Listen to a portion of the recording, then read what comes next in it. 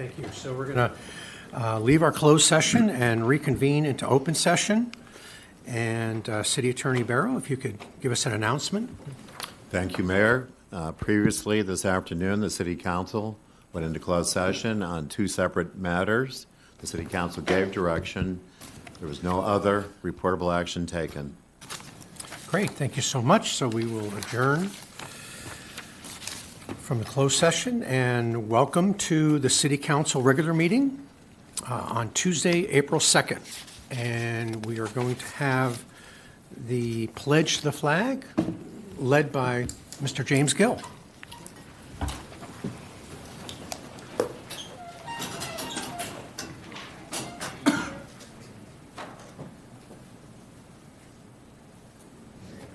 If we could place our hand over our heart and follow my lead.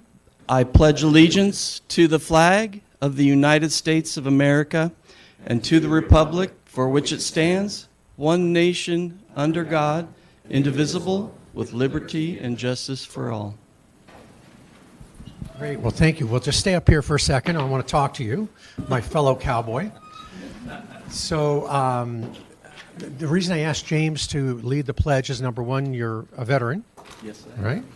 And which branch? Air Force. Okay. And then also, too, he's really developed this great nonprofit to encourage equine therapy for vets that are suffering from PTSD. So I just wanted to give him a few minutes here to talk about it and let you know what they've been doing. Yeah, one of my fellow American Legion veterans, his name is Andre Andrews, and he's the one that founded this organization. This is kind of our peak right here in the bottom right corner where we had 40 people from the Fleet Week from the Navy come up, and we literally taught them how to tack up the horses and took them out on little trail rides and spent a whole day. And that's Andre right there with the flag. We were in the Pacific Palisades 4th of July parade one time, and it's been a very meaningful organization for me to be involved with. I really have developed my horsemanship skills. I was able to totally show them off in front of Joe, who absolutely kept up with me the whole way, so I was impressed. But warriorsroad.org is the website. It's up near Sylmar, right in the Hanson Dam area, and we always need donations and help to care for our horses, and it means a lot to our American Legion. And it's not only for veterans, but also for first responders. So anyone who is a veteran or a first responder who would like to come up and explore, maybe even go for a ride, please reach out through the website. Great. Well, thank you so much. Thanks, really Thanks appreciate that. We got a little accommodation for you. Very kind. The city pen. Very nice. Great. Thank you. Thank you so much. All right. Yeah. Appreciate it. Dave, good to see you. Yeah.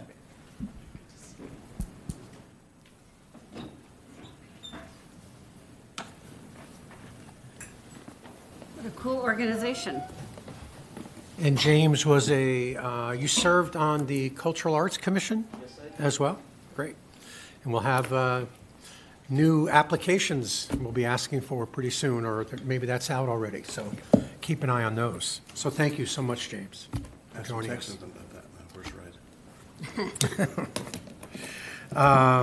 And also, too, like we've normally been doing, we acknowledge veterans who might be here in the audience. So if anybody here has served our country, could you please stand and let us thank you?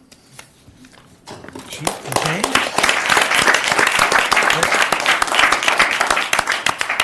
Thank you so much for your service. And do we have anything on the ceremonial calendar? No? Okay. Did you call him to order? You did call that. Yeah. Okay. Yeah. So roll call, please. Councilmember Lesser? Here. Councilmember Napolitano? Here. Councilmember Montgomery? Here. Mayor Pro Tem Haworth? Here. Mayor Franklin? Here. Now we can ask for ceremonial calendar? No? And now we come to approval of the agenda and waiver of full reading of ordinances. So we have to take a verbal vote. Correct. So I made the motion. So moved by Councilmember Richard Montgomery, And I seconded it. seconded by Amy Howarth, Mayor Pro Tem Amy Howarth. Mayor Pro Tem Haworth, Yes. Councilmember Montgomery. Yes. Councilmember Napolitano, Yes. Councilmember Lesser. Yes. Mayor Franklin. Yes, Motion passes 5-0. great, thank you. And now we have City Council and Community Organization announcement of upcoming events.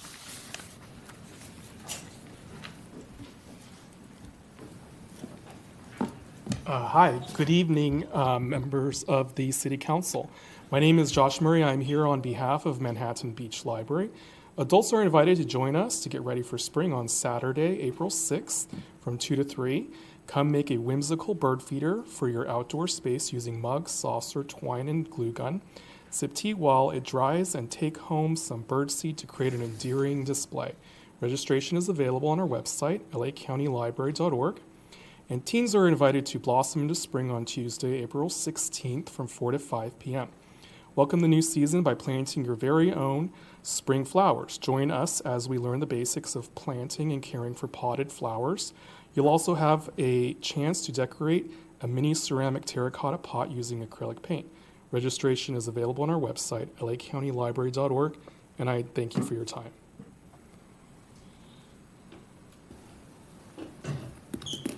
Good evening, Council. My name is Peter Kim. I'm on the board of the Chamber of Commerce, as well as I own Sloopy's Beach Cafe. Quick update, we had a fantastic event, State of the City. You guys were all there. We really appreciate it. We had 190 people show up strong, which I think was one of the better attended State of the City event. And Mayor Franklin, thank you for your slideshow. Also wanted to let you know that we are now up to 445 members at the Chamber, which is a tremendous increase from the past. One of the reasons is because what we have is location analytics. So if you're a business out there looking to increase your business or have more visibility with your business, talk to us about what location analytics is. It's basically knowing where your customers come from, as well as knowing where your customers are going. So it's fantastic. And I'm going to turn it over to Abby Waddell. Great, thank you, Peter. Hi, Abby Waddell with the Chamber of Commerce. I wanted to say that we've got the Phenomenal Women event coming up on May 9th. Last year, our police chief was one of the speakers, and she was fabulous. We'll be getting the word out more, but anybody that hasn't been, this is a great event. Last year it was at Connecta, and men are actually welcome. Joe, did you? I think you showed up last year, the Phenomenal Women event. So men are welcome, but it's mostly women. So if you have any questions after, you can contact me or the chamber, and it's a great event. So hope to see a lot of the women in the community at this event. Thanks. Abby, what time is that? That's going to be 10 to 2? 10 to 2, so it includes lunch. And, yeah. Oh, the mixer is at Grunyon's on the Wednesday, the 17th, I think, so right after the next city council meeting. But, yeah, so we have a mixer that's kind of we do it monthly now, so, and they're very well attended, so. Cheers to the chamber. Great, thank you. Thank you all.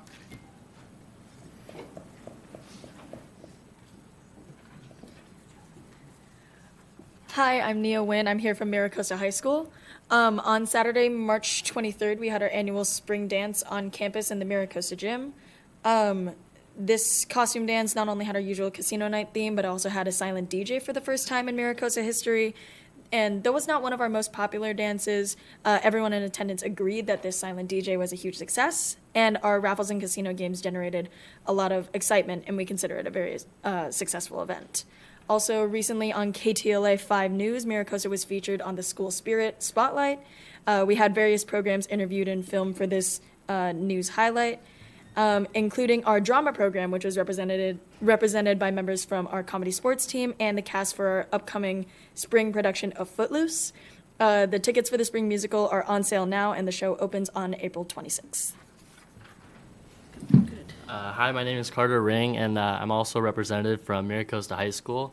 I'm just here to talk about last week we finished up our scholar quiz which is basically a school-wide tournament where students can compete in teams of 4, and I believe there are 64 teams total, so it's a huge success. It's really popular. Mayor Franklin, you were there at the finals and had a great introduction. It was really fun, and Team Malik versus Team Long was present in the finals, and Team Malik ended up winning for their 2nd year in a row. Thank you. Thank you. Afternoon. My name is Isaac Fainsod. I'm here from Maricosta. On March 20th, the Manhattan Beach Education Foundation, in collaboration with the Downtown Manhattan Beach Business and Professional Association, joined forces with our support in school, or for our Schools Day, which is an event that is held to form a partnership between both local schools and businesses. Very successful. The Maricosta Band and Orchestra also went off to El Dorado to go perform in the SSBOA Festival, earning the highest rating of unanimous superior. And we also had our choir perform in the Shell at their annual Build a Bridge concert. Thank you. Great. Thank you for all those updates. I love those updates. I know. They're great. Daniel. Good evening, Honorable Mayor and council members. I'm Daniel Pankow, the Environmental Program Administrator for the city. In recognition of Earth Month 2024, the Community Development Department invites the community to participate in an online sustainability survey where you can voice your opinion on what the city's environmental priorities should include moving forward. Additional Earth Month festivities include a dune restoration volunteer event on Friday, April 5th from 9 a.m. till 11 a.m., weather permitting, and our Climate Corner booth in partnership with Grades of Green at the Manhattan Beach Farmers Market on Tuesday, April 23rd from 11 a.m. till 3 p.m. You can visit manhattanbeach.gov/survey to take the survey, or our environmental sustainability homepage for more details. Thank you very much. Great. Thank you, Daniel. Anybody else? Sean? Good evening, Honorable Mayor and members of council. My name's Sean Roberts. I'm your Field Operations Manager with the Public Works Department. Tonight I'm bringing you a brief update on the Pollywog Tree Project. Our current inventory stands at 422 trees park-wide. We plan on installing net new of 78 new trees with the removal of 17 trees. These 17 trees were identified with insect and a fungus called pine pitch cancer, or canker. So, this was a collaboration with not only the school district, but the Friends of Pollywog Park, Parks and Recs, and numerous concerned residents. So the new 8 species and genus of trees was well thought out as far as wildlife, insects, and shade, and everything else was kind of accounted for in that regard. We've identified 7 pine trees, 7 eucalyptus to be removed, 2 other trees that need selective thinning to provide better canopy growth for the other surrounding trees, and 1 tree was identified with some structural damage. This information has been put out on our social media. We're going to have sandwich boards with QR codes alerting the public that this project is coming. They can follow that to the Public Works website, Urban Forestry, and it'll have all the information, maps, locations, etc. So that's my update for this evening. Great. Thank you so much, Sean. Bobby knows. Yes. Chivalry, I'm sure. It was very kind. Yeah. And a gun. That's always the thing, is the gun. All right. Good evening, Mayor Franklin, members of the City Council. Rachel Johnson, your police chief, and I just have a couple of community events that I'd like to invite the council and the public to as well. The first one is Cupcakes with a Cop. That is next Wednesday, April 10th at Susie Cakes from 3 p.m. to 5 p.m. Come meet your police officers, come meet our professional staff, ask questions, and have a cupcake from Susie Cakes. The next event we have is Tip a Cop, which is Thursday, April 18th at Shade at 5 p.m. Please join us at Shade for Tip-A-Cop. All of the proceeds from the tips that we receive go directly to Special Olympics, which is the fund that furthers our special athletes who are able to compete across the country in events. So please join us at Tip-A-Cop as well. And then finally, for the month of April, you'll see some of our officers wearing a different patch. Every April, we authorize the wear of the Autism Awareness Patch to support that cause. We sell patches as well for $10 for a patch. You can purchase those in the police department lobby, and all the proceeds go to the Autism Society of Los Angeles. So please join us in supporting that wonderful charity and raising awareness by buying a patch from us. And I bid you good evening. Chief, does Shade recommend that people make reservations for the Tip-A-Cop event? It's always highly recommended to recommendations for Tip-A-Cop, or else you may find yourself not being able to be seated for a period of time. So yes, please. It's a great question. Thank you, Mr. Mayor. Okay, sure. Thank you. Yep. Bobby? Oh.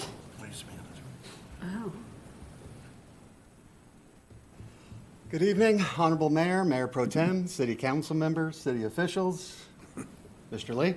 My name is Bobby Bell. I am the recycling educator dedicated to Manhattan Beach, and I'm here to announce our upcoming paper shred event, free to all residents and business owners in the city of Manhattan Beach. It's coming up April 13th. As always, it'll be held at Maricosta High School in the student parking lot right there on the corner of Artesia and Peck. Everybody is available to bring 3 banker boxes full of paper for free secure shredding.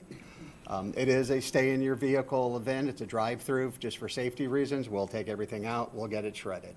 So look forward to seeing everybody on Saturday morning. Have a blessed night. Great. Thank you, Bobby. Always popular. Good service. Anybody else? We'll move on to public comments. I've got one, but I didn't. I'm sorry, colleagues. Zoom Yeah. first, and then I'll come back. Yeah, anybody on Zoom for public comments? Or, I'm sorry, for community events? Okay, I'm sorry, colleagues, please. Thank you, thank you. Those of you, I'm just addressing an email I received earlier that wondering why council doesn't always answer emails on the day of council, because it's the day of council. So folks, we're asking this again. If you're going to email council, which we always welcome, please, if you want a response back, don't wait till council Tuesday. You have 6 days before that to email us. If you absolutely forget and wake up in the morning, you forgot something really urgent, email us before noon. Maybe we can read it before noon. Believe it or not, your email is not the only email we receive. Sometimes we get hundreds, if not 1,000 emails. So understand, we're not blowing you off. It takes time to get through them all. So don't wait till Council Tuesday to email council an urgent question. You can actually call us too. The old days of picking up a phone, you can almost call us. But do not wait till Council Tuesday to email your council member, especially the mayor. There's so much going on, so please email early. Do not do it Tuesday of council, and we'll answer you back when we can. Thank you, Your Honor. Great, thank you. Colleagues, anything else? Steve, anything? No, Your Honor, thank you. Okay, great. So moving on to public comments. So I need to read this message. It has come to our attention that people have been disrupting city council meetings in other cities with anti-Semitic or racially based comments through Zoom. Such comments are disruptive and interfere with the people's business and are not within the subject matter jurisdiction of the city council. I am instructing the city clerk's office to mute any speakers who attempt to disrupt the meeting with anti-Semitic or derogatory comments based upon race, gender, or other protected categories. So having said that, can anybody here in council chambers want to make a public comment? I didn't scare anybody, did I? Okay. And how about on Zoom? There's no request on Zoom. Okay, so we'll close public comments, and we go to the consent calendar. So we have, we've approved the items 1 through 5. Can we have a motion to approve? Yeah, motion and a second, Your Honor, but voice motion. Yeah, I move to approve the consent calendar, items 1 through 5. I'm a second. Okay. So that's moved by Mayor Pro Tem Amy Haworth and seconded by Councilmember Richard Montgomery. Can we have a vote, please? Councilmember Napolitano, Yes. Mayor Pro Tem Haworth, Yes? Councilmember Montgomery, Yes. Mayor Franklin, Yes. Councilmember Lesser. Yes. Motion passes 5-0. Okay. And City Clerk, just to remind you that I did not participate in item number 4.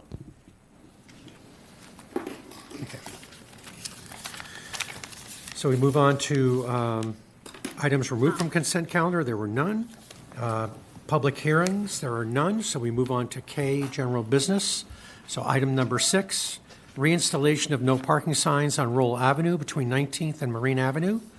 And we have Public Works Director Lee. Good evening, Honorable Mayor, members of the City Council. Tonight, Field Operations Manager Sean Roberts will give the presentation. Okay, thank you. Hello again, Honorable Mayor and City Council. Yes, tonight we're here to discuss the reinstallation of no parking signs on Rowell between 19th and Marine.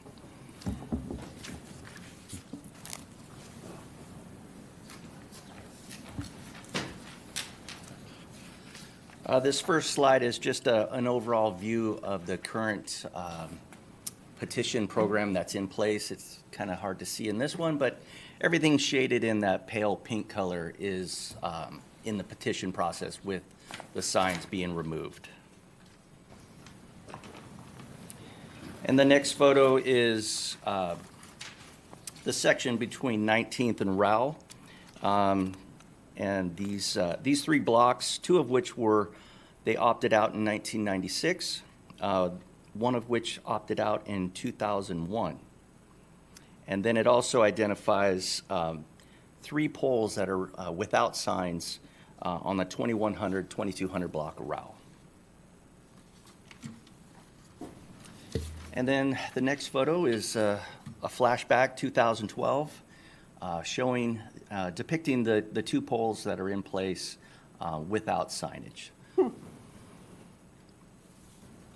And fast forward to current day, same street, different houses, poles still remain without signage.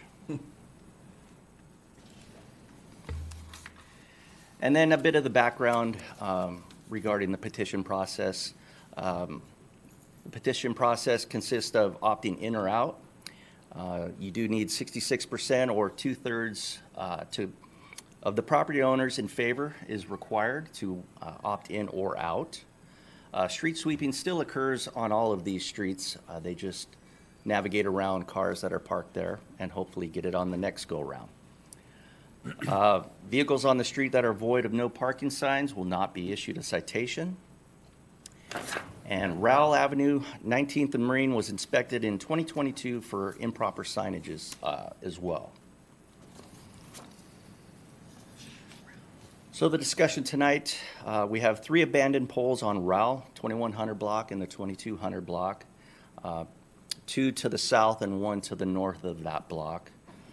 No parking signs were removed in 2001,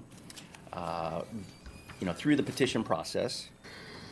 At that time, staff was directed to remove the signage, but just in case, leave the poles in case signs were to go back in. If the City Council does not direct staff to reinstall signage, Public Works will remove the poles from the area.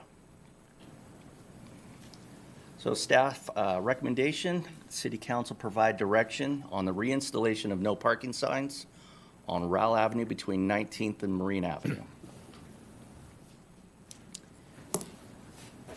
Okay.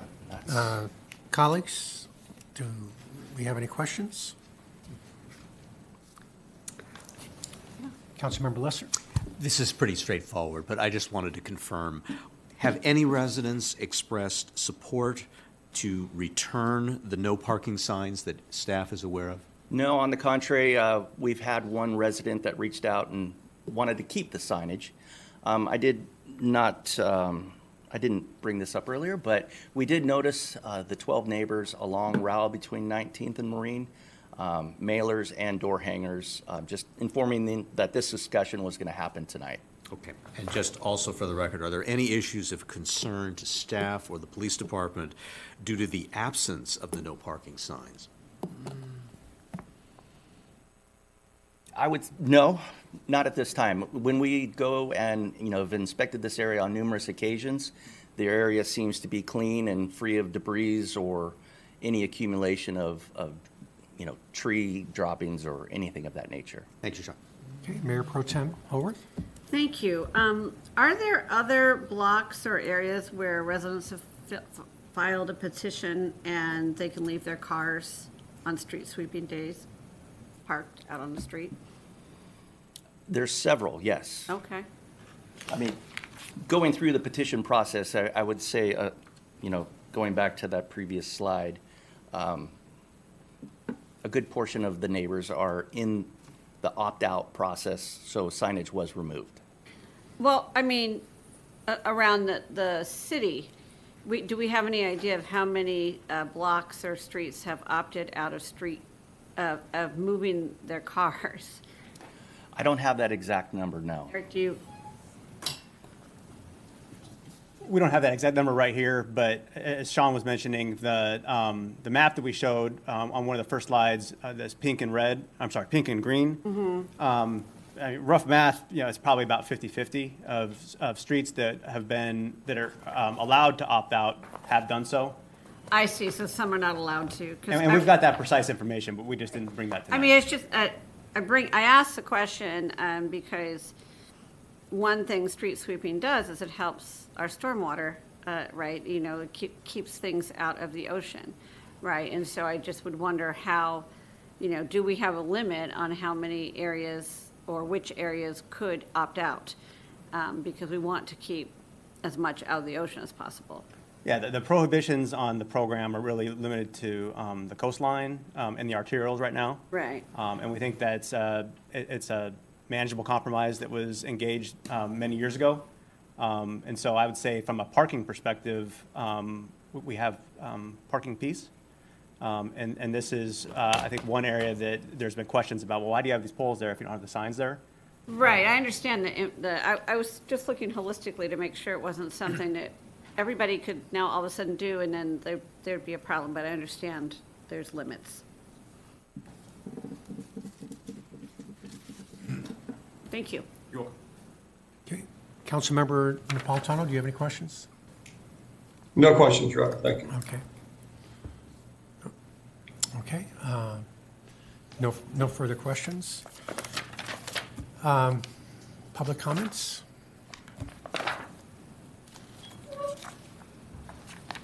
Anybody in chambers? No? Seeing none? How about Zoom? There's no request in Zoom. Okay, so we'll close public comments and start off with Richard Montgomery for... Thank you, Your Honor. Look, I want to make sure everybody understands, this is not about permits versus not permits. This is plainly a question of rewarding bad behavior. If you're going to let people pull down signs, of course, who's going to raise your hand and say, gee, I want that sign back so I'll get cited? They'll write a ticket. You're never going to do that. This has been gone for more than 5 years. It's the only person that actually lives on the east side. I notice it. When they're gone, you don't reward them. We should replace it from day one. We didn't replace it for now over 10 years. It's been gone. So I didn't start paying attention to someone said, hey, you're parking there. And I looked at the signs. There's nothing on the signs. So you can't write ticket unless it's been cited, because City Attorney Barry will tell you, we can't write a cite if the sign's gone. Our poles are there. Poles didn't show up by themselves one day, and all of a sudden they got put in the ground. So this has nothing to do with the permit. Those blocks that are permitted to not have signage, I get it. Then pull the signs out and pull the poles with it. But the streets that are not in a opt-out program should A, have poles back where they were, and B, signage back where they were. To Mayor Pro Tem's point, if you're going to be street sweeping on places where you have it, you should have a signage that says move your car on these days. It's 1 day a week. What, 4 hours, Sean? How long is 4 hours every week? How hard is that to move your car for 4 hours? But the main thing is you don't reward bad behavior by not putting signage back that was there previously. Forget the permit part of it. Nothing to do with it. It's the replacing signs that have been gone until we can enforce our own rules. If not, I'll pull down every single sign I can get a hold of because you never write a ticket against me. Why would a resident ever complain about not being able to get a ticket? Okay, Mayor Pro Tem? Well, it looks like through the chair, the director might want to address something that. Councilmember Montgomery, your point is very well taken. I think for this particular block, that one in the middle, I think it's the 2100, 2200 block, our records show that there was a valid petition process there that removed the signs. And our understanding is at the time, which is over 2 decades ago, that management and public works instructed the staff to not remove the poles, which I think is causing the confusion. And so normally when we get a valid petition process and we remove signs, those poles are removed. In this case, that did not happen. And so I just want to make sure that everyone's clear of what we're dealing with on that specific block. Yeah, that was going to be my question is I actually think in this case, though, this group, this block, did file a successful petition to be able to leave their cars there. Correct. So it's not that we should put if we put the signs back up, we're ignoring the petition process that we created. Actually, I'm not talking about the block, the pieces of the block that opted out. It's the whole length to replace back, except the one area that's opted out, that's fine. If you put back that section of the screen where it showed the red block out portions. Can you pull up that Thank you. slide? See, that's. To your point, Tim, I'm not looking at replacing the people that actually opted out 35 years ago. Yeah, I didn't okay. realize that when you opt out, it's perpetuity. But that being the case, Okay. So not see if I that can- map, the one where it's actually red, there you go. If you can blow that up a little bit, you can That's see fine. it. The opt-out people are the one that's blank. There's 2 sections that are opted out. But the red pieces need to have signs put back in and/or poles that say you cannot park here, street sweeping that we used to have. So I think that this map is not as clear as it could be. And Yeah, so I what think we're it trying to is. illustrate here is the actual, so that there's 3 red segments and there's 2 non-red segments between them. Those are actually the intersections between the 3 segments. And so what we're trying to illustrate here is that all 3 segments of the stretch of Rowell between Marine and 19th did opt out. The one on top and bottom were in 1996, and the one in the middle was in 2001. So they've all opted out. Correct. So now the question is, why are there still poles there? Right. And I think it was it's based on the direction at the time. No, I'm not, I'm just saying that's what you're asking us. Correct. So we wouldn't put signs back up here because all 3 of these segments have opted out. Correct. That would be reversing policy. That would be leaving the signs off, and all 3 of these segments would be in accordance with the current petition process. Leaving them off, yep. Okay, that's my question.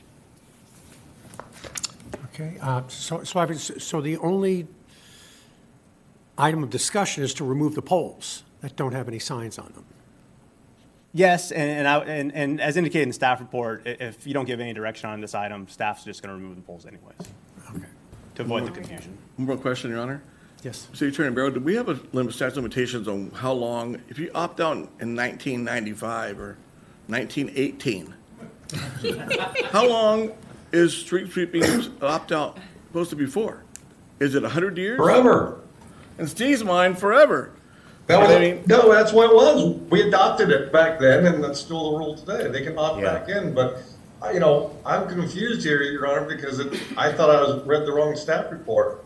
It's clear these people opted out. Doesn't matter when, they opted out. And until they opt back in, that's the way it is. Yeah. Yeah, unless there was some sunset clause that was incorporated into the council's action back then. So much for being a true was green not. city. I know, Because it goes counter to everything we tell everybody that we're a green city. We care about street sweeping and care about moving things along. But if you can opt out in 1918 and still have cars parking there every day of the week with no penalty for it, you have to force people to go back in and remove themselves to opt back in. And who would do that? right. I'll stop there. Okay, Councilmember Lesser? I want to clarify then through the city attorney. If council decides to take no action tonight, Public Works Department can move forward and remove the poles, which have no signs on it, correct? Correct. But the actual staff report and the item itself is listed as reinstatement of no parking signs on Rowell. So in other words, this would override the petition process, correct? Yes, you'd provide direction. If that was the council's direction, you'd amend the code that allowed this petition and put a sunset clause in. Okay. My position would be to take no action and allow Public Works to remove the poles. So, You could make a motion. Well, I just confirmed that there's no need Oh, to yeah, make you a don't need motion to because take Public Works action. is going to Yeah. proceed in that manner, correct? That is correct. Thank you. Right. okay. And I would just, I mean, yeah, I don't feel like, I agree with my colleague, Councilmember Montgomery. I don't like it. I think we shouldn't be able to opt out. But we have that policy in place, and so I would not go and override the policy and process that we put in place. If my colleagues wanted to reexamine it, that's one thing. I think maybe the theory is that so far if you're on the east side, you can opt out because there's not as much danger of it getting into the ocean from there because there's other places it'll gather first. Would you imagine? I can tell you. No, Steve's going to tell us why. But anyway, so I was there. I believe you. You've been here. But so if you guys want a new policy, fine. But I wouldn't be in favor of imposing it. Right. Okay, Steve. Steve? Well, I've had my hand Councilman- up for a while. I've just been waiting to be called on. Sorry.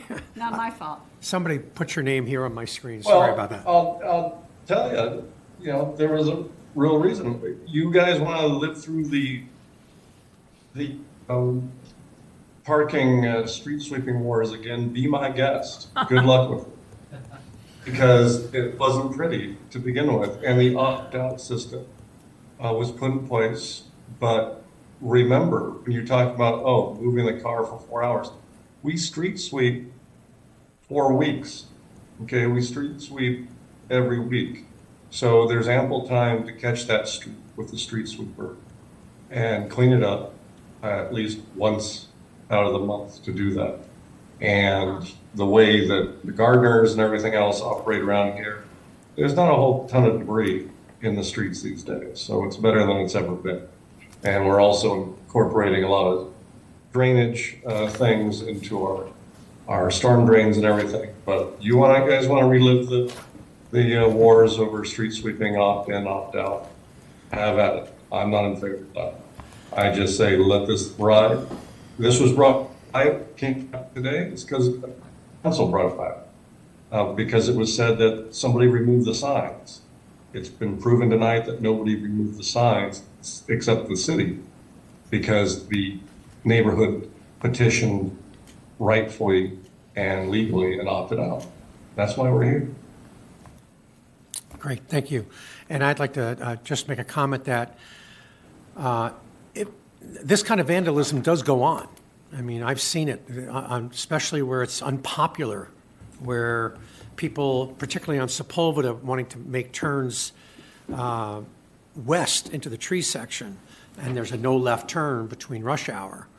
Signs get stolen, signs get knocked down. So I guess we just need to encourage people, if they see those signs go down, to report that to Public Works. And you can do it through the app, through the Reach Manhattan Beach app. But keep an eye on that, and then because we can't be everywhere at once, but let us know, and then I'm sure the Public Works Department will be out there replacing those signs. Correct. Okay. Or taking them down. Well, Sorry. if the petitions come in, they're going to be taken down right away. And then hopefully the neighbors are aware of it. But, there's always somebody who doesn't know, right? And they get upset about it. But I think this vandalism does go on because some people want to bypass and shortcut the process. So I think We're good. we decide on this that we're good. We're not going to do anything. So thank you very much. So we'll move on to item number 7, consideration of actions related to the North Manhattan Beach Business Improvement District, including conceptual approval of transition ongoing management to a nonprofit. And I'll just end my description reading there. Well done. So we have George Gabriel. So, Honorable Mayor Franklin, members of the City Council, As indicated by Mayor Franklin, this is the agenda item. Won't belabor the point, but yes, tonight, the point is the city has two business improvement districts, one in the downtown and one in the north end. And so tonight we'll be discussing an action related to the North MB, also known as the North End BID. So by way of background, since 2004, city staff has taken an active role in managing the North Manhattan Beach bid activities by drafting and publishing agendas and minutes, liaising activities between city departments, executing agreements on behalf of the bid, and managing expenditures and revenues. The city's responsibilities for the bid contrast significantly with the city's other bid, the Downtown Business Improvement District. The downtown bid is managed by the nonprofit, what we know as the DBPA. And therefore, the city has not had to take on the same responsibilities of the downtown bid as those for the North Manhattan Beach bid. So why is this though? On an annual basis, the city enters into an annual contract with the DBPA nonprofit, and that nonprofit manages the downtown bid and allows it to realize greater efficiencies, to expedite decisions, execute contracts, and expend funds when necessary in accordance with the approved activity plan by the City Council. So in recent years, the North Manhattan Beach BID has sought to explore how to function in a similar manner as the downtown bid. And therefore, as identified in the 2024 activity plan that was approved by council, as well as the downtown BID, or the North MB BID, the North MB BID has decided to explore the feasibility of becoming a professional nonprofit association similar to the DBPA by utilizing the Chamber of Commerce nonprofit status. Following research to determine next steps, it was determined that establishing a nonprofit corporation or utilizing an existing nonprofit corporation needs an appropriation of $10,000 to prepare legal documents, such as filing articles of incorporation and gaining tax-exempt status, or to amending an existing nonprofit's articles of incorporation to include North MB BID activities. So with that being said, staff recommends that the City Council approve a conceptual plan of transitioning ongoing management of the North Manhattan Beach Business Improvement District to a nonprofit and execute a future agreement that's not before the City Council tonight, but will become before the City Council eventually, with the nonprofit to provide services to the Business Improvement District. And then secondly, authorize and appropriate $10,000 from the parking fund for developing or utilizing an existing nonprofit to manage the North Manhattan Beach Business Improvement District activities and initiatives. Should be noted, the parking fund, the North Manhattan Beach Business Improvement District assessments go into the parking fund, so it would be the fees that they tax themselves with that we are utilizing for this authorization appropriation that's requested. So should City Council approve the plan of transitioning the management, staff will return to City Council with the agreement and formulate a plan for managing the North MB BID's fund balance over a period of time. That being said, that concludes my presentation. I'm available for any questions. Colleagues? No Any questions? Steve? No, Your Honor. Okay.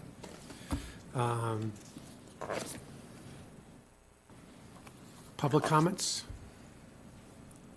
Anybody here wish to talk about this subject? How about online? There's no request on Zoom. Okay, we'll close public comments. Any? I'm in motion, Your Honor, to approve and authorize and appropriate the $10,000 for managing North Manhattan Beach BID activities and initiatives. Okay, so we have a motion by Councilmember Montgomery and seconded by Mayor Pro Tem Haworth. Can we have a vote, please? Mayor Franklin, Yes. Mayor Pro Tem Haworth, Yes? Councilmember Napolitano, Yes. Councilmember Lesser, Yes. Councilmember Montgomery. Yes. Motion passes 5-0. Okay, thank you. So moving on to item number 8. This is a consideration of introduction and first reading of ordinance number 24-0005 to require a parking permit for oversized vehicles and other items. So once again, we have George Gabriel, Assistant to the City Manager. Yes, Honorable Mayor Franklin, members of the City Council. Tonight we'll be discussing some actions related to oversized vehicle parking. By way of background, we discussed this the last time when this came up in January 16th, but I just wanted to provide a slight refresher. So this item is not necessarily new to the City Council. In fact, some council members took an action related to this item in 2010 and 2011. In October of 2011, the City Council basically drafted an ordinance and adopted an ordinance saying that the oversized vehicles shall be prohibited in designated areas by the city's police chief or the traffic engineer. Recently, this topic has resurfaced by way of a council request in October of 2023, and then following a report in January 16, 2024. And the last City Council direction that was provided was to return with a draft ordinance that will prohibit the parking of oversized vehicles without a permit. So at the meeting in January, staff presented this graphic which shows that all of our bordering cities, as well as Gardena and Torrance, have some type of oversized vehicle parking permit program with parameters. So, as indicated earlier, our current regulations, the status quo is parking of non-motorized vehicles and trailers are prohibited on city streets, as well as leaving an oversized vehicle or trailer in prohibited areas, and certain areas is prohibited as designated by the police chief and traffic engineer.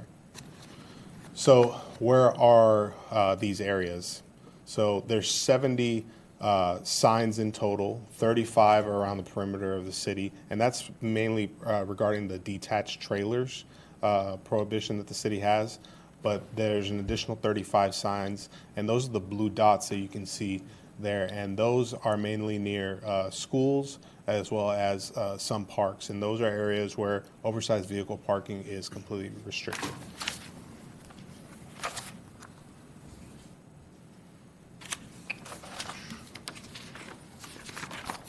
So, consistent with City Council direction, staff has drafted an ordinance. And what are the justifications for this ordinance?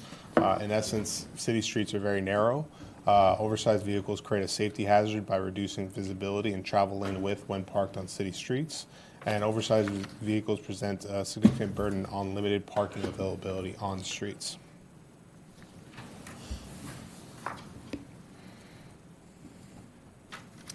So, what we're going to go into is what staff has drafted an ordinance of, and it's important to note that this ordinance is based off of staff's interpretation of what best practices are that align with existing resources as well. And so City Council may revise the proposed parameters at their discretion. So in the draft ordinance, and we'll be running through that, in essence, the staff has proposed an updated definition of oversized vehicles to clarify that an oversized vehicle is any vehicle, combination of vehicles, either on its own or in aggregate that exceeds 22 feet in length, 7 feet in width, or 8 feet in height. The updated definition also includes trailers instead of defining trailers on its own. This allows us to simplify the permit program by only referencing the term oversized vehicles as a definition as it is now inclusive of trailers. And it's important to note that the dimensions that are referenced within the definition has not changed. That is still remaining consistent. So you will recall this graphic last time in January as well. This is trying to give a example of what would be considered an oversized vehicle. These may be considered oversized vehicles. They may not be. It just depends on what the measurements come out to each vehicle. So the proposed ordinance will provide that a permit will be required to park an oversized vehicle on city streets, alleys, or highways with few exceptions. The proposed permit program would allow permit holders the opportunity to park their oversized vehicle on a public street for a limited period of time. And all permit holders would need to abide by the municipal code sections, which provides that a vehicle cannot park in the same location for a period exceeding 72 consecutive hours. And I quickly want to emphasize that because regardless of whether it's an oversized vehicle or not, the 72-hour rule still remains. And regardless of whether someone is given a permit, the 72-hour still is in effect. So moving on to what the application process would look like as proposed in the ordinance. There'll be two permit types available under the proposed permit program: an oversized vehicle permit for residents and their oversized vehicle, and a guest oversized vehicle permit, which would allow for permits for out-of-town guests, or perhaps if a resident is temporarily renting an oversized vehicle. All permitted vehicles will need to be associated with a residence in the city, and the resident would be responsible for submitting the application for either permit type. So let's go into the first permit type, which is for a resident. Some details include: once the application is reviewed and approved, the resident will receive a notification to pick up a permit from the city. The current suggested fee is $65 per permit, which allows for 100% cost recovery. The permit itself would be valid for 1 year, from October 1 to September 30th, and would need to be renewed on an annual basis. The suggested limit for this permit is 1 per year from October 1 to September 30th. However, staff is open to council direction on the max number of allowable permits per household. Next, the other type of permit is a guest permit. And once the application is reviewed and approved, the resident will receive a notification to print their permit. The permit would include the valid dates of the permit as well as the license plate number of the designated vehicle, so the city staff and enforcement can be aware of contact information associated with that vehicle. The current suggested fee is $45 per permit, which allows, again, for 100% cost recovery. The permit itself would be valid for 72 hours in conformance with the existing 72-hour rule. The suggested limit for this type of permit is 4 guests per household in any 12-month period, and provides that a resident may not request guest permits for multiple guests at one time. However, staff is open to council direction regarding permit limits, as indicated earlier. So what are the restrictions? In essence, permit holders may park on any street unless prohibited by signage. Permit holders shall not occupy more than 1 marked space, and permits do not allow the holder to utilize hookups as well. That's already prohibited by our code. Additional restrictions include the oversized vehicle must be attached to a motor vehicle that is capable of moving. The permit holder will need to comply with posted street sweeping restrictions, and the permit holder will pay any applicable parking meter charges while occupying a meter space.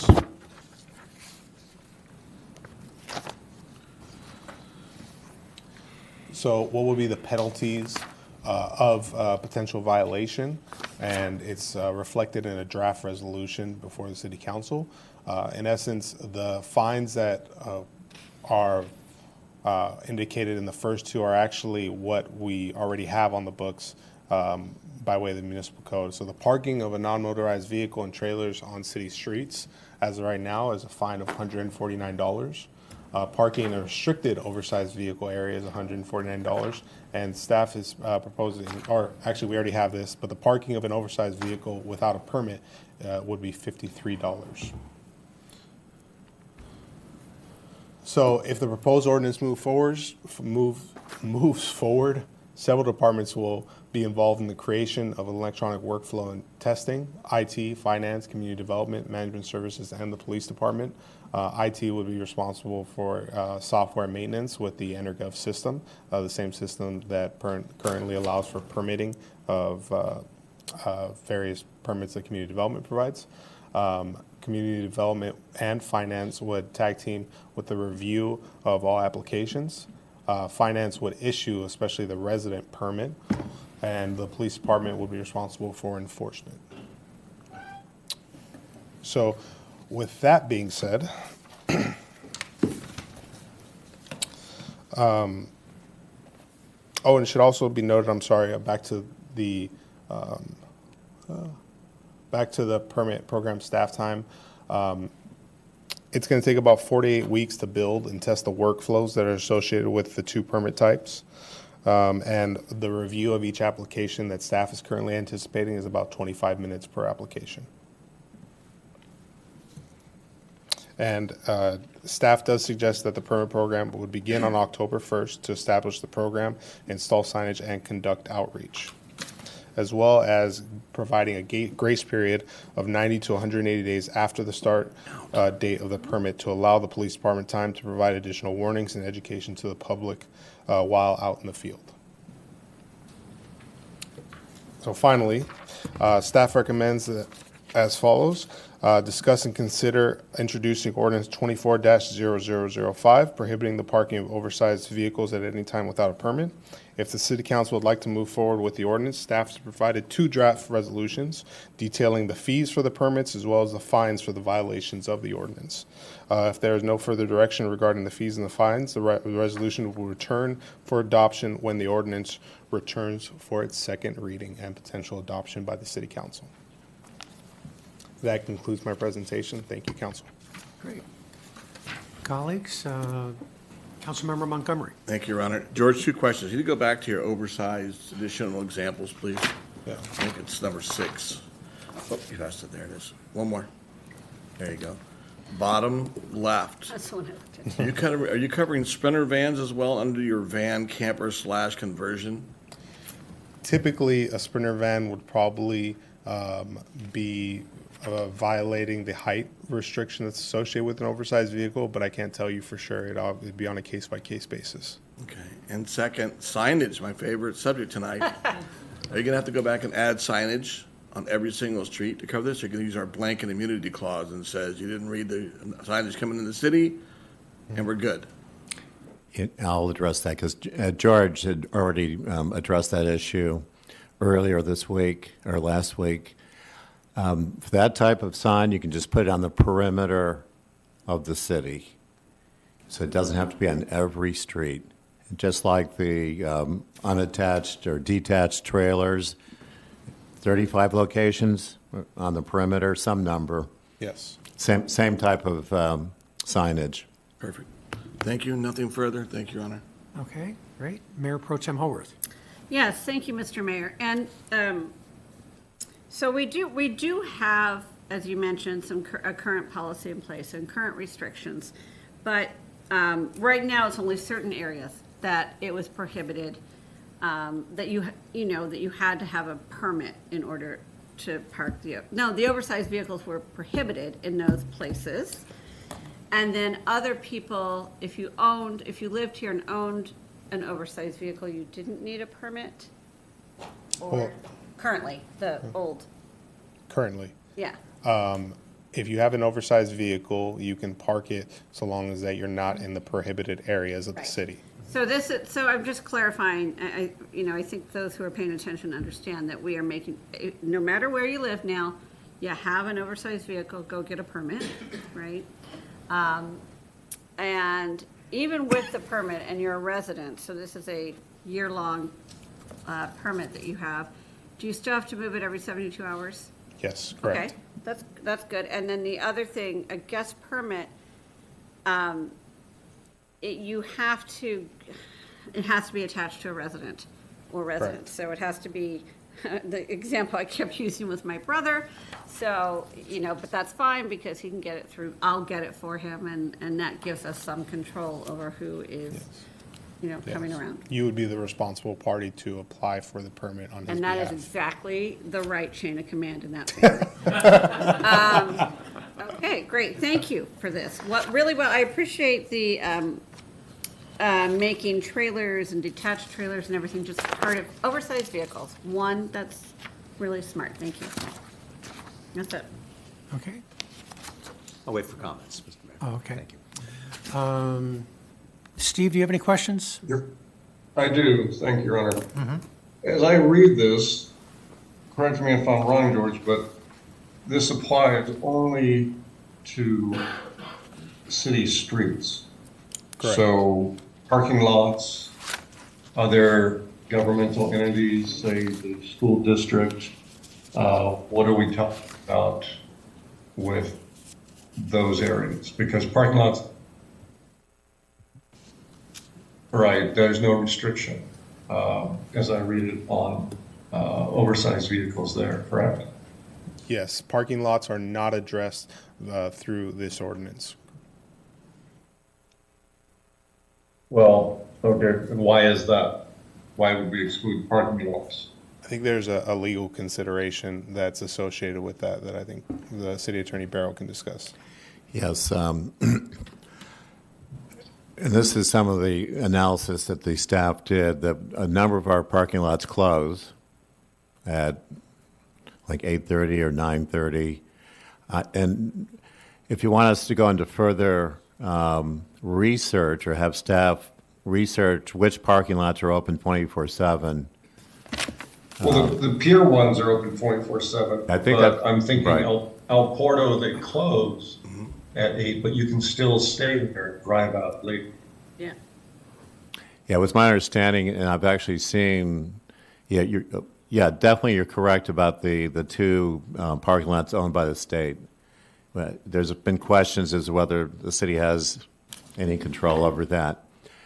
The second, over at the El Porto, don't they get tickets if they're there overnight? Yes. Okay, Well, under this, they would only get parking tickets. They wouldn't get tickets for an oversized vehicle.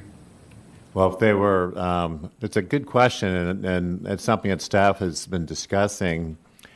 I think in most cases they would get a parking ticket plus it would be a permit violation. So they would have two separate tickets. One's like 177, and then the parking ticket, I'm not sure what that is, 55 or something. Why would they get a permit violation if it's not a public street and they're not prohibited from Right. doing it? Yeah, that's a very good question, and that's something that perhaps the ordinance should be fine-tuned with respect to the public parking lots. Well, I guess I don't know about that. I raised the question just for clarification. But at the same time, knowing surfers as we do and vehicles they drive and that they are sometimes transient and go from place to place, months' time. Have we cleared this with the Coastal Commission and the Coastal Zone? Because I could see, limiting access folks as being a concern with there. We have Chief Johnson to clarify the. Good evening, once again. Just to be clear about parking lots, the parking rules still apply, and so that you will have some vehicles, like your conversion vans and things like that, that can fit in a regular space, but other vehicles that are larger or vehicles with trailers, like if they can't fit in a space, they can't park in that lot. And so some of this will be self-regulating because the space isn't available, or there's an automatic parking violation, if you will. And Chief Johnson, if I could just ask a question regarding to Councilmember Napolitano's question about the El Porto lot, for example. It's locked, but you have to stay in there overnight, you have to have a parking permit. Yes, sir. For that particular lot. Yes, sir. So is that violation of that as well? Then if That's the additional regulation that doesn't matter what type of car it is, that you need the that permit to park in El Porto. Okay, and what's the do we Illegal. know?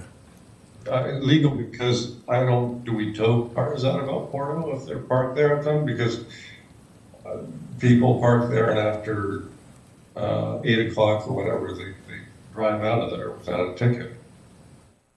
We do allow them to drive out of there, but we do also go check the lot as well for permit parking. So someone can park overnight just to avoid a citation. Couldn't park overnight and avoid a citation unless they have a permit. But in terms of sprinter vans and things like that, it doesn't. This ordinance doesn't cover that from my read. It doesn't. Says Yes. public streets, not parking lots, and it doesn't. There's concern about a van, one of the types that we're seeing in the illustration, Right. Parking on the Grandview parking lot or parking spaces on their west side along, I think it's Vista. And so this wouldn't touch that either. That's correct. The private property, and that's school property, right? People can park on their property, so they can put their campers if there's room. And so if the school district wanted us to cover their property, would we be able to? they could put up their own signs. I I'm just thinking of other situations where, like you take the mall, and the mall has their own signs. There's got to be some signs. It's a good question whether the city can add a provision with respect to school property. Probably, but I'd have to look at that. Thank you, Ron. Great, thank you. Good questions. I'm sorry? No, good questions. Oh, okay. So I've got a couple of questions. If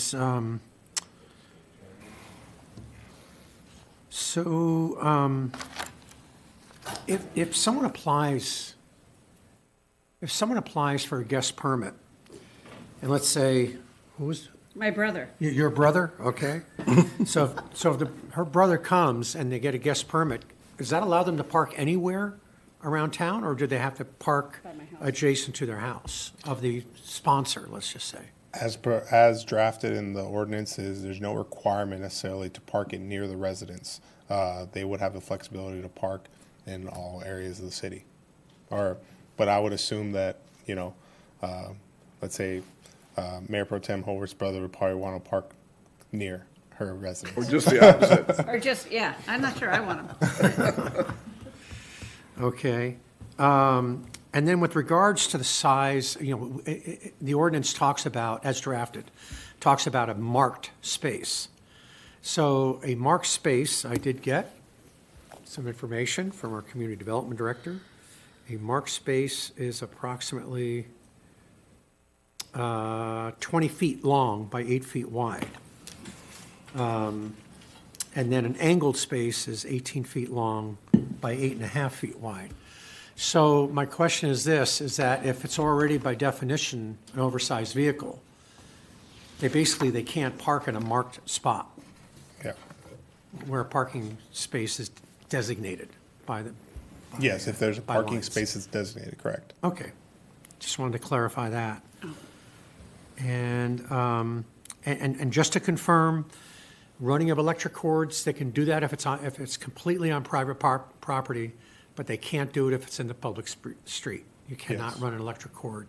Yeah, the vehicle hookup clause is related to crossing over into the public realm. And that's been in effect anyway, right? Yes, that's an existing Okay. code.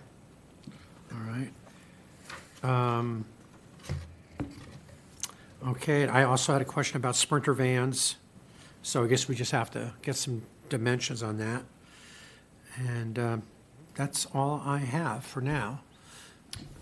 Mayor, before we return to the public or further questions, George indicated that Grandview is probably one of those areas where that's been designated with signs. By the police department. Yeah, so that's the existing ordinance. That remains intact. So all the areas that have been designated around schools, it's completely prohibited. Okay. And then, so my final question is, so we can still add to that list of designated areas, right? We're not limited to those 35. Correct. Okay. Oh, okay, wait a minute though. Yeah. Around Grandview, yes, but on Grandview property, no. Not yet. Yeah. Because that van was parked there for days, we were told. Yeah. And we were told that we couldn't do anything about it because our regulations didn't apply to school property. So, Mr. Mayor, or Steve, did you want to, I was going to follow up to say, if we decide to approve, and I know we're going to listen to public comment, I would want to ask that we work with the schools, or understand what is the legal route. Is it up to them to say no overnight parking or no oversized vehicles? Do they have the authority to do that? And if so, I'd want to bring it up at our next ad hoc or ask them to consider that, because, we're doing this to solve some problems, right? And to give us some tools, and it's really not going to do it if all the school parking lots are sort of, available if people know where to look, right? So I would want to find that out. If they do have the jurisdiction to do it, let's ask them to do it. Okay. Yeah, and I think so, but that's clearly, if that's the direction of the council, we will confirm that. Okay. Okay, no more questions here. Public comments? Election season. Good evening, Honorable Mayor, council members. I have a couple of comments. First of all, I am in support of the permit system. I think it's a really reasonable price to ask people. They permit their dogs, they can permit their cars. That's reasonable. And since all the surrounding cities have permit processes, it's important that we get one in place because we will be the go-to city then to park their oversized vehicles. But there's a couple of questions I have. And one is, what if somebody wants to come here to the beach for the day? Since there's no policy in place for day permitting, they're going to get a ticket no matter where they park. So if you come in town with a Sprinter van or a camper because you're driving along the coast and you decide to stop in Manhattan Beach, you're going to get ticketed no matter what. I think that's a little punitive, and I'd be interested in a discussion around that. And then, as was mentioned, I think working with the parking lots around all the parking, public, private, schools, et cetera, if we do decide to consider this ordinance, it would be really important to speak with all those other entities and make sure that everybody in the city is on the same page and doing this, has the same plan in order. And since there's if you're not permitted, you cannot park at all for any period of time, then I suppose that disputes any issue with having somebody non-permitted having to move their car every 72 hours. So, okay, so I guess my concerns are somebody trying to come to the beach and then all of the parking lots in addition to every other space in the town. Thanks. Okay, thank you. Anybody else? Yep. Tag team? Tag team. Good evening, Honorable Mayor, council members. Just a clarification. I was trying to understand and follow where they could park. My concern is we have some very narrow streets out there, like Ingleside, Pro Tem Mayor. And if we have someone park on there, we already have difficulty with FedEx drivers coming through there. You can't get in there, right? If they're in there, they're going to block there. And I just want to get clarified if those streets are going to be available, because we just can't make that happen. Two, one of the concerns I think a lot of our residents have is when we talk about this, we're concerned about people sleeping in their cars overnight. And they sleep in their cars overnight, they wake up, and everybody's got to do what they do in their morning, right? And they're going to do it in those neighborhoods. And I don't know if we're addressing that with this issue here and how we're talking about it. We're dancing around that a little bit, as I can tell, because we might address it head on, but I think we need to do that. The third item on the fees, sorry, Rita, I'm going to maybe be a little contradict you here, is when we have Dockweiler just down the street where people can stay overnight in oversized vehicles. I encourage us to look at the fees that they're charging there. Why would they want to stay? They would want to stay here versus Dockweiler if, let's say, they're $300 a night. I have no idea what they charge. But if we're only $100 a night, it's a hell of a lot cheaper. So we should take a look at not what it costs to recover, but what the pricing is in the communities. Thank you. Great, thank you. Me again. Anybody else in chambers? How about online? We have Steve Debates. Yeah, thank you, Your Honor. Members of the City Council. We went through this back in 2010 for almost 2 years, back and forth, trying to solve a problem of RVs parking around schools and our city parks. And that was definitely a problem. I've not actually heard a problem identified here other than the fact that cities around us have permits. I actually have a permit from the state of California. It says I can park on any street and I can drive on any street as long as I have a registered vehicle. To restrict me from parking my vehicle, not over 72 hours, but bringing my vehicle home, packing it, going on a trip, and having to buy a permit each year is not a lot of money. I realize that, but this year is $45. Next year is $85. The year after that's $120. You know, I don't know what problem we're trying to solve here. And I didn't hear Assistant City Manager Gabriel identify a problem other than that council members wanted it brought back. So if you could clarify that for me, I'd appreciate it. Thank you very much. Okay, thank you. Next, we have Lee Phillips. Hi, can you hear me? Yes. So my name is Lee Phillips. So I do support the ordinance. And in terms of people sleeping in their van, I would point to the homeless count, both last year's and this year's, which have noted people sleeping in the van. Additionally, I've sent numerous emails to the City Council and the liaison about people or vans on NVUSD property, including Granville and behind Peck. Again, I do support the ordinance. I don't know how it will be enforced. Will it be enforced by neighbors, or will parking enforcement go out and cite oversized vehicles?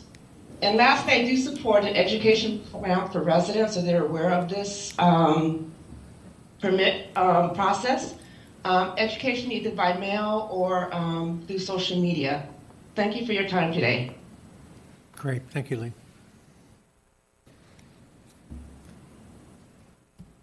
There's no other request. Okay, thank you. So, Council, Mayor Pro Tem Haworth? Yeah, to follow up on a couple of things that were brought up. Rita spoke about, day people. And I think that's a really good point. So do we have, am I missing some, if George could come back up, are we missing something? Could somebody come and, park during the day, go down to the beach, have a pizza, whatever, and go on their way? How does this affect that? So, if they are associated with a resident under the proposed ordinance, then yes, they can come so long as they do not exceed the 72-hour limit. We have seen in other cities a 24-hour, guest pass program that's not associated with the resident. But I think some of the council feedback and considerations received in January was tying it to a resident, and so that's why staff returned with that in the proposed ordinance today.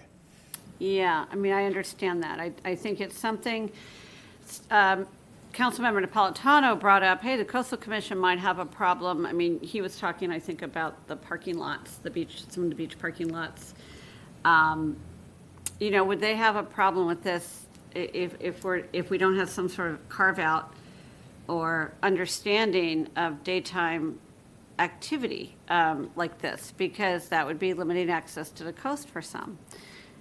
So I do support the policy, the intention to, limit people living in their vehicles on our streets. But I'm concerned about that. I don't know what my colleagues have to say. Okay, great. Councilmember Montgomery. Thank you. No questions for you, George. Everybody go back 16 years ago, we took the same issue, RV parking, on those of you who were actually here 16 years ago. RV parking was bad on Parkview, just east of the hotel. Bruce, you remember that? We became the RV dumping lot, people going to LAX or just parking there. We had no signage. My favorite topic tonight, signage. But it was abusive, and then we thought, let's fix it. We fixed it, and by moving, you cannot park any vehicles there overnight on Parkview. Period. Problem solved. How did that all happen? Other cities are starting to tighten down RV parking around them, and it forced us to be the catch-all for other cities. Now we're back almost exactly where we were before, except Parkview's opened up except for nighttime again, but other vehicles can park, which is one thing. And second, yes, George is correct. We started a discussion around Grandview and Pacific because other RVs found a way to park next to our playgrounds, and of course the parents were concerned, and So were we, and so were the police, and we blocked off Grandview and Pacific for that very intent. And that language is still there today. Third, I'll mention that, as the city manager mentioned, we have a duty to post the signage upon entrance of the city that says no RV parking overnight, period. If I have an RV, I'm not just willingly picking cities and don't check out what the rules are before I go there. We're not supposed to be so on top of it that we have to notify every visitor to our city that, hey, you should check us out about RV parking. When was the last time you saw an RV parked at the very end of any boulevard by the pier? Anybody? Doesn't happen. Why? Because of slope.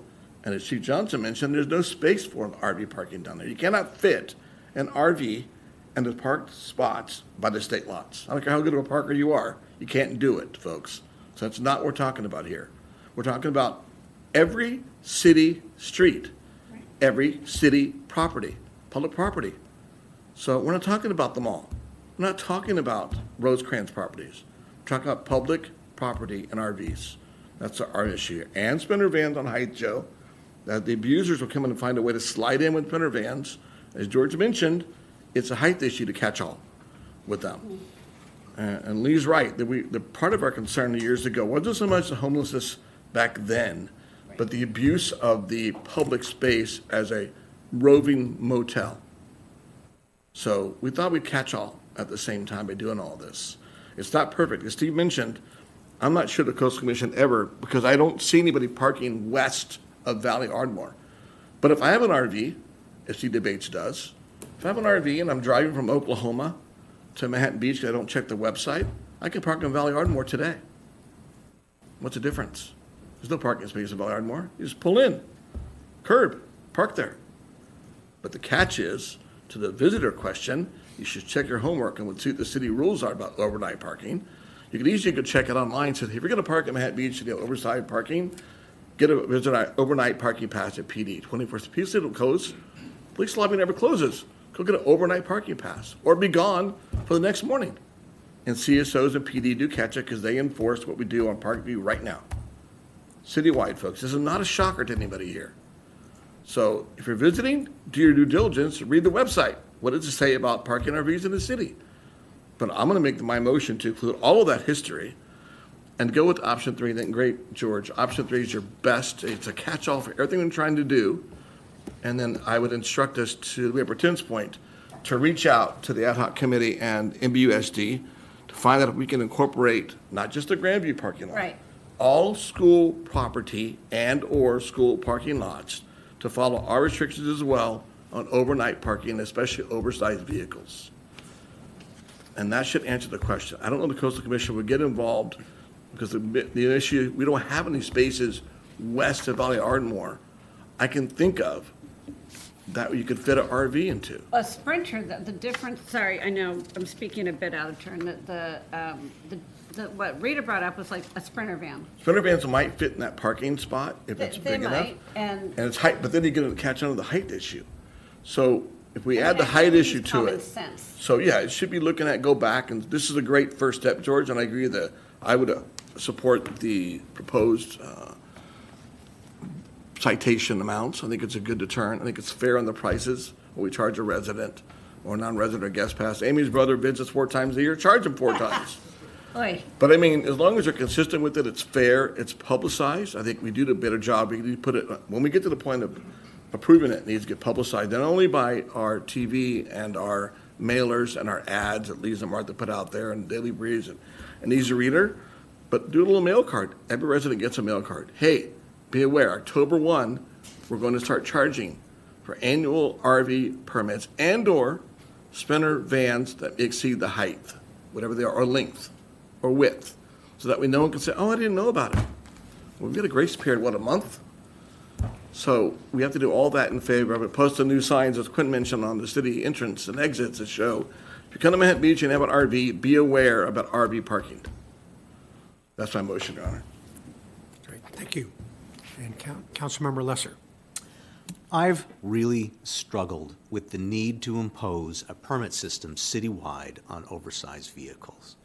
We already restrict oversized vehicles at the direction of our police chief and traffic engineer at areas where there have been problems. I've engaged with staff before this meeting and asked, just as one of the callers asked, how would you articulate the problem the city seeks to solve? Has the police department weighed in on this issue? Have they identified a problem? The response is the police department has not identified an issue or pattern that would suggest the need for an oversized vehicle permit program. I asked, have there been incidents that have occurred in the city? One of the callers referenced individuals sleeping in vans. The response was no notable incidents have occurred. However, there have been concerns. I asked, are there specific issues that have arisen in other cities that have a program like ours which don't have a permit system, namely where there is an ability to park oversized vans for up to 72 hours? Staff has not fully researched that issue, but the likelihood is that's limited. I am nonetheless supportive of the permit system. And the reason is as follows. The reason is it was mentioned in passing. The staff is looking at the direction of our council to come up with a permit system. They've noted roadways are narrow, and to have a permit system in place limits the number of oversized vehicles that would be available, and moreover, aids the police department in monitoring and citing those vehicles, particularly for our narrow roadways. I want our city to be more aligned with our neighboring cities, which also have permit programs. So I would support it for that reason. And then most of all, concern of residents. There is the perception that we could be subjected to having more vehicles, oversized vehicles in our community. And I want to acknowledge that concern.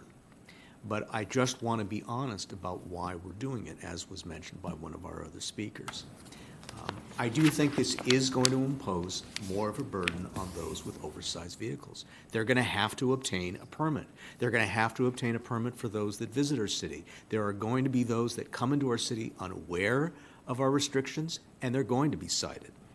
But nonetheless, weighing the benefits with the demerits, I'm nonetheless in favor of supporting the motion.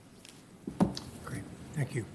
Councilmember Napolitano, you have any comments? Yes, thank you, Alan. I support option number 3, as stated by Councilor Montgomery in his motion. I do think that we should consider a carve-out, though, for a day pass. Maybe, one per month with the out between the hours of 8 a.m. and 8 p.m. for visitors to come and visit Manhattan Beach without the need for a permit that covers 3 full days, but just a period of time during the days. I don't want to discourage visitors to our city from other areas who are here to spend their money and visit the beach and enjoy what we have here. So, I would hope that we can consider that. I know it's not part of the motion, but I would ask that it be considered. And, but otherwise, I agree for the reasons given. I do think we'll get some blowback on this from people who own them in Manhattan Beach. But, we'll see when that time comes. No matter what we pass, it seems that there will be plenty of people out there. This went for street sweeping way back then. Who never heard, we were talking about for 2 years back then, never heard we were going to pass this. And I think the same will be, but that happens with everything we do, so I get that. But I do think we should make an effort for a day pass for a certain amount of money that's good, and maybe people get them once per month and give them a certain set number of hours in the city they can enjoy and visit before they move on somewhere else. Mr. Mayor? Thank you. Mr. Mayor? Yes. If we could get clarification of what option 3 you're referring to here. So that's what I was going to say. In the staff report, there's 2 PowerPoint presentations. One is from dated January 16th, and that has the information about the 3 options. But Assistant City Manager Gabriel's presentation was dated April 2nd, so, Based on that, obviously. Yeah. yeah. Yeah, so I think what Councilmember Montgomery's motion would be to introduce the ordinance. Yes, Yeah, right. but I haven't gotten that far yet. I think that takes care of it. And I do want to clarify or just make sure the council's comfortable. As proposed, the resident permit does not have a maximum number for residents. All right, but guests have a maximum of 4. Staff did propose potentially putting a maximum number for resident permits at 1, but this is a council discretionary call.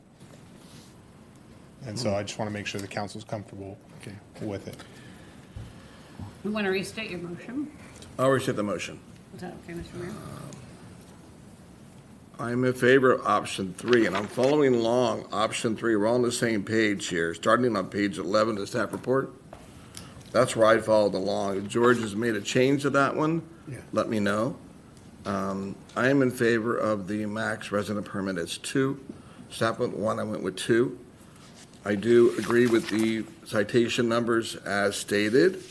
I will ask to include whether ad hoc committee or directly outreach to MBUSD regarding all school property to be included, if possible. I do agree with Napolitano that we should look at a carve-out. The only question is, how would a visitor from Kansas know that we have a day permit? Does he or she, before they visit the city, A, go to our website? B, wait to see as though our PD comes by and says, hey, where's your parking pass? How would they know that we have a carve-out? I like the idea of it, but logistically, common sense-wise, how would he or she know that there would be a day pass that we're going to have, and then where do they go to go get it? I don't know if it's something that can be included in the sign, certainly on the website, obviously. Yeah.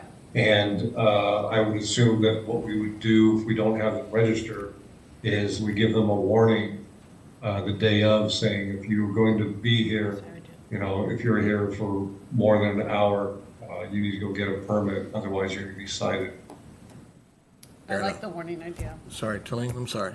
Honorable Mayor and council members, Telling Mirzakanian, your Community Development Director. I would recommend that we discuss the day pass with the Coastal Commission, as it is for the general public, and they may have some concerns of how we implement that. As I am concerned as well, how to implement that. I agree with you. I don't know how you do that, but it's a good conversation to have. Maybe include that in my motion as well, that we find out if we're clear to the Coastal Commission about the use of a carve-out day pass, how it's administered, and we go from there. And then last but not least, I think to the question of where you park in the citywide area, I think really talking about East Manhattan, the hill section where it's flat enough, and then those Valley Ardmore areas, because west of that, there's no place you really park, besides Opar or parking lot. And the state lot, you can't get to it with an RV. So I think if I've answered all of the questions, to Bruce, to your question about the motion, what is included, anything else I missed? Can I restate to make sure I'm seconding? Yes.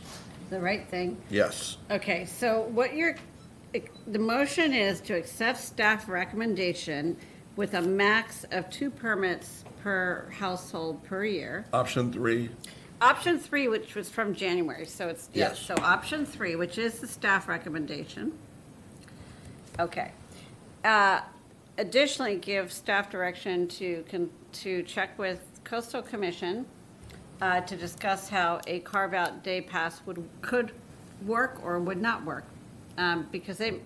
So we want to get that information. Yes. And we also want staff to reach out to the school district, because we would like those parking lots to also have a prohibition against non-permitted vehicles. Yes. That's the motion. Yes, and also outreach, once we get to the point where we're going to nail down the kickoff date with the grace period, we need to do heavy outreach, not only just Sure. Yeah. TV, mail, whatever, put the chamber to use with their newsletter. Everybody else get notified so that no one can use their hand and say we didn't know about it. To Steve's point. I second Question, Your that. Honor? Yes, Councilmember. I guess I have to wonder why 2? How many people have 2 such vehicles? And to me, that just opens it up for mischief. for property owners to say that a visiting person's RV is sitting on their RV. There, Unless I don't know if we're requiring Yeah, VIN numbers and there will be a black market for, that's a great permits. registrations and things like that. That's a good point, Steve. I'll go back to staff 1 on that one. I didn't think about that part. I'll go back to the motion to rescind the motion about 2, stay with the max of 1 for a resident vehicle. Not to mention that 2 residents at the same place couldn't have 2 vehicles, but the highly unlikely they both have 2 RVs and/or sprinter vans at the same location. Could be a good way to save a marriage, but. Yes.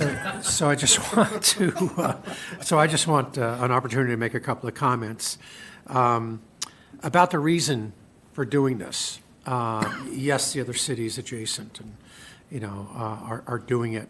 But, there's actually a Facebook page out there, for RVers, that tells you where can you park, where can you do it and not have to pay any money. So this is a very connected world. And if we, I'm not saying, they will find those areas where they can park, even if it's not not on the west side. Certainly on the east side, they'll be with, if they're towing a car, then they're living in Manhattan Beach, right? And and they got a car and everything's great. I'm really intrigued by the idea of Dockweiler. Dockweiler gets full very quickly, and that's only anecdotal. I'm just driving by there and I can see that everybody's, there. So if we're too low, then the Dockweiler Facebook page is going to say, head on over to But they Manhattan have Beach. services, right? They have hookups. It's a totally different thing. Well, yeah, but anyway, I think it's just worth looking at. Okay. You know, Just saying. just to see. The issue also of the waste disposal, that I think something needs to be in the ordinance, just stating that the owner of the vehicle has to do proper waste disposal. Because the next thing you know, valves are going to be turned in the middle of the night, and things might happen. So I think it just needs to be mentioned. In terms of letting people know, my feeling is that RVers take a look. They Google, they check out. We got to make sure we have a robust website, page on our website explaining all this, pointing out areas you can't park, like on that map where you saw the 35 locations and any that get added to that, the procedures, the processes, what the ordinance is, they will check. And, also to make it very clear on the signs at the entry points to the city. So I'm in support of this as well. And if there's no more comments, I'll call for a vote. All right. So, Mayor, just to clarify, it would be the introduction of this ordinance, and you can do that tonight. We're exploring, we'll have conversations with the school about their property. We'll confer with the Coastal Commission about the carve-out. Based on their input, we may have to delay the second reading of the ordinance, but for now, I would recommend go ahead and introduce ordinance number 24005, an ordinance of the City of Manhattan Beach amending Manhattan Beach Municipal Code, Chapter 14.46, regulating and requiring a parking permit for the parking of oversized vehicles and trailers as amended. And the one amendment that's part of this ordinance is one permit per residence or household. Yes. Prettier. Yes. And it also implies that they can sleep in it overnight, right, in the street, if they have a permit, RVs. right? Why don't you I frame it guess, as a question? frame it as a question, yeah, ask George. Yeah. That's a great, I guess so. Yeah, you can ask me. Yeah. Or ask Quinn. Yeah, if some resident has a valid permit and they end up sleeping out in front of their house for less than 72 hours, they can do that. Right. Again, So Mayor marital. Pro Tem's brother is safe. No, my brother's safe, but also, who knows? Just saying. I absolutely don't want to meet your brother. He's awesome. You would love it that I'm using him as the butt of the Yeah. jokes. Yeah. Don't even bring that up. No? No. No. Okay, so, yeah, that's what back to my recommendation. Let's go with this ordinance, limit it one per person, and one per household. And there was one other issue that, Dave. one thing that was mentioned, it has really no impact on this ordinance, but there are some alleys that are too narrow. And so you could also provide direction to PD and the traffic engineer to go through the city and say, that this is way too narrow for an RV. So let's add that to our list of designated places. Agree. Yeah, and that would cover, I mean, everyone has seen these alleys that are just way too small. Though you want to, if somebody pulls up behind their garage to pack, it takes several hours. That's excluded. You can do that. Okay. He means commercial alleys. Okay, oh. Gotcha. Okay, so I read the title as amended, and unless there's further questions, go ahead and vote. Okay, call for a vote. Okay. Councilmember Lesser? Yes. Councilmember Napolitano? Yes. Councilmember Montgomery? Yes. Mayor Pro Tem Haworth? Yes. Mayor Franklin? Yes, Motion passes 5-0. thank you.